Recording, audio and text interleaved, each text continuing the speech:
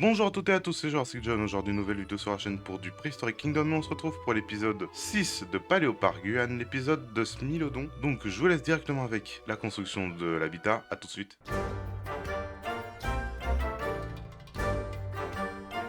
De retour en partie speed building. Et on commence directement par l'enclos. J'espère que ça va pas être trop rapide pour vous, parce que ça a pris quand même pas mal de temps. Et c'est aussi très rapide. C'est surtout ça le problème. Donc, à voir si vous comprenez un peu ce que je fais à chaque fois. Dans tous les cas, si même moi je vois que c'est un peu trop rapide, j'expliquerai bien. Donc, comme d'habitude, la clôture que j'adore, qui j'avoue que j'ai un peu galéré. Donc, on va voir comment je me démerdais. C'était très chaud à faire ces clôtures-là. En plus des fondations pour ce qui est visiteur, on va dire. J'ai dû jouer pas mal de temps. Je sais plus combien de temps ça m'avait pris. J'ai peut-être fait ça en une journée en fait. Mais une bonne grosse journée. Et aussi, j'ai retouché un peu en Orcam comme d'habitude. C'est un truc que je devrais travailler de rec ou ne plus toucher à l'enclos après le speed building. Mais ce que j'ai fait, c'est tout simplement un peu améliorer la texture de roche. J'ai rajouté d'autres types de rochers, des stalactites aussi, ou stalagmites, pour que ça ait une texture plus intéressante, on va dire. Et franchement, je suis content d'avoir fait ça. Aussi, c'est vrai que la végétation tropicale, je l'aime bien, elle est cool. Mais c'est une végétation qui date d'il y a beaucoup de temps aussi.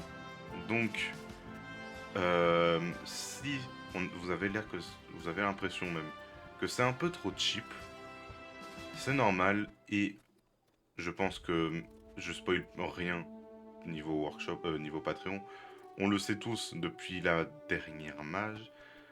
Ils vont faire un rewamp, ils vont modifier quoi. Les ouais, on va dire les végétations, la végétation des biomes pour la 1.0. Donc, vous en faites pas, je pense que la végétation tropicale sera, on va dire, mieux, sera plus travaillé qu'avant. Enfin, mieux travaillé. C'est du bon travail, hein, ce qu'ils ont fait, mais c'est juste que ça commence à dater. Et donc, comparé à la végétation qu'on a maintenant, c'est un peu trop cheap. Mais, vous en faites pas, ça va être réglé, donc impatient de voir ce que ça va rendre. Et là, du coup, vous voyez que j'ai fait l'un de mes détails préférés, c'est une sorte de corde ici pour ouvrir ou fermer la porte. Comme ça, on peut soit contenir, on va dire, Scar dans le shelter, soit justement, pendant que les soigneurs nettoient le shelter, ils peuvent le laisser confiné dans l'enclos. Donc voilà, j'adore faire ça. En parlant de porte comme ça, j'en ai rajouté dans l'enclos des allosaures, parce que je me suis dit que ça serait logique. Donc au niveau entre la partie ouverte du shelter et l'enclos, il y a des portes ouvrables normalement. Ça, je les montre pas dans la partie visite. Euh, mais le détail est là. Et aussi, j'ai rajouté une porte en grillage. Bon, ça, c'est pas mon détail préféré parce que là, c'est pas ouvrir, enfin, descendre et fermer, c'est l'allonger pour le faire aller jusqu'en bas. Mais voilà. Du coup, je peux toujours les confiner si je veux. Euh, mais voilà, j'adore ces détails avec les portes. Euh, à voir ce que je ferai pour la suite. C'est l'enclos des Deino que je me suis refait la réflexion. Je sais pas comment je vais faire. Parce que j'avais l'idée de le faire passer sur le chemin public. Donc le chemin des visiteurs. Parce que j'avais plus les plans en tête et je me suis dit, oh bah ça peut être cool. L'enclos pourrait être juste en face d'un sorte de grand hangar shelter à moitié sur l'eau comme les Platéos.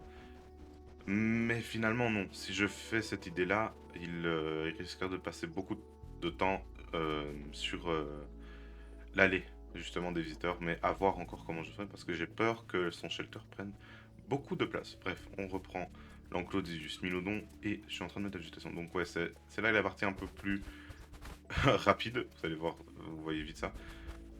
J'ai aussi mis de la peinture de sol. Comme d'habitude, j'essaie de travailler un maximum le sol pour qu'il soit intéressant à regarder et un peu logique. Il me semble aussi que j'ai mis je crois que c'est de la roche ou du gravier. euh, c'est pas alpestre, boréal.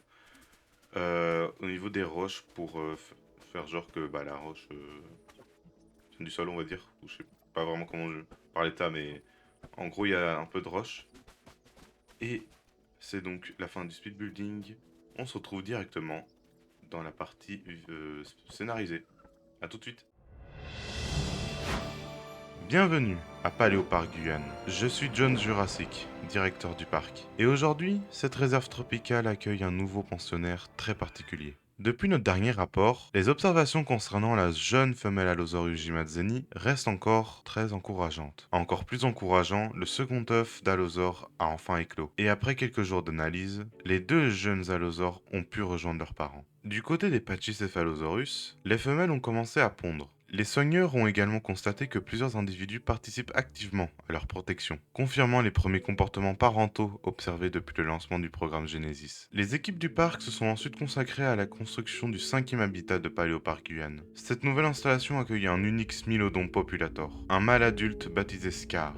Scar est actuellement le seul représentant de son espèce au sein du parc. Lorsqu'il a été retrouvé en Amérique du Sud, son corps présentait déjà de nombreuses cicatrices, dont certaines particulièrement importantes au niveau du visage et des flancs. Leurs origines exactes restent inconnues, mais leur emplacement laisse penser qu'il a été impliqué dans plusieurs affrontements avant sa prise en charge par Neogen. Avec les soigneurs qu'il connaît, Scar se montre particulièrement calme et patient. Il tolère facilement leur présence lors des contrôles et semble même rechercher leur intention à certains moments de la journée. Son habitat a été conçu autour de son comportement. Une végétation particulièrement dense permet à Scar de s'isoler complètement lorsqu'il le souhaite, tandis que plusieurs zones plus ouvertes lui offrent différents espaces de repos et d'observation. Des reliefs rocheux traversent également une partie de l'enclos. Un abri a directement été intégré à l'une de ces formations rocheuses, afin de reproduire l'ambiance d'une tanière naturelle et de lui offrir une zone calme, à l'écart des visiteurs. Mais contrairement aux précédents animaux accueillis à Guyane, aucune installation liée au programme Genesis n'a été prévue pour le moment. Scar étant actuellement le seul smilodon du parc, aucune reproduction n'est évidemment possible. Avec l'arrivée de Scar, Paléoparc Guyane accueille son premier mammifère préhistorique. Mais surtout, son arrivée marque un cas encore inédit depuis le début de la construction du parc. Tous les animaux pris en charge par Neogen n'arrivent pas forcément accompagnés d'un groupe ou d'un partenaire. Certains possèdent une histoire particulière et nécessitent une prise en charge adaptée à leur situation. Pour Scar, Paléoparc Guyane représente désormais un nouveau territoire. Et peut-être qu'un jour, il ne sera plus le seul représentant de son espèce à l'occuper. Pendant ce temps, les équipes commencent déjà les plans du prochain habitat.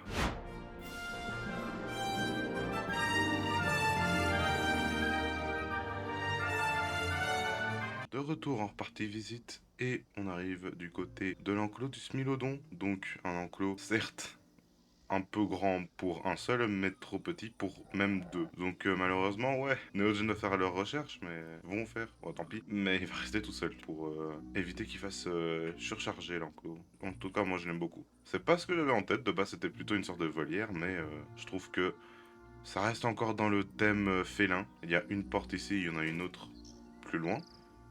Et on va pouvoir entrer dans le shelter, qui est comme d'hab décoré. On a ici une partie ouverte pour que les soigneurs rentrent dans l'enclos. Vous voyez aussi que la corde traverse le toit et même traverse ici. Et là, nous avons un tunnel.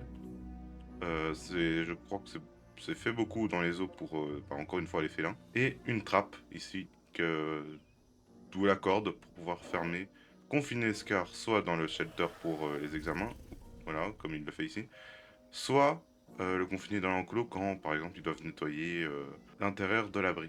Et on se retrouve normalement pendant le prochain épisode pour le retour d'un herbivore. Et c'est la première fois qu'on en voit sur la chaîne. Je mettrai une image si j'ai déjà fait une vidéo, mais je crois que c'est la toute première fois que je vais faire un enclos pour des platéosaures. Je suis très impatient de le faire. Donc on se retrouve dans le prochain épisode pour cet enclos. Et sur ce, je vous laisse avec l'outro.